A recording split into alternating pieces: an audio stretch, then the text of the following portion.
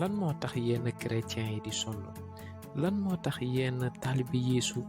ñeene ñu leen di dóor ñu leen di buntu xatal ñu leen di sàgg ñu leen di rey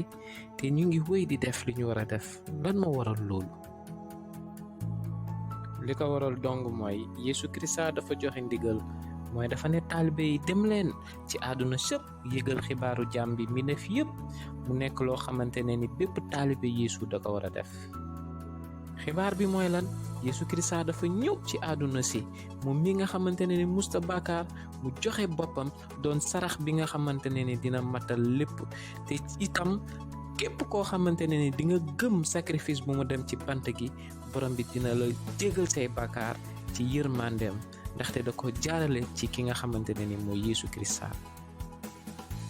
tasaare xibaar bi nag dafa metti te borom bi wax na ko ay taalibeem ñu bari dinañ leen sonal dinañ leen buntu xatal dinañ leen rey sax ngir man waaye borom bi nee na bàyyuma leen benn yoon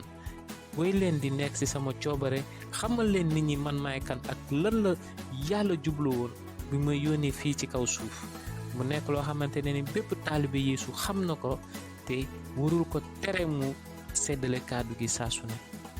su fekkee da nga bëgg ay leeral wala ay ñaan mën nga woote ci numéro bi wala nga contacter ñu ci Facebook bi WhatsApp wala Instagram na leen yàlla barke.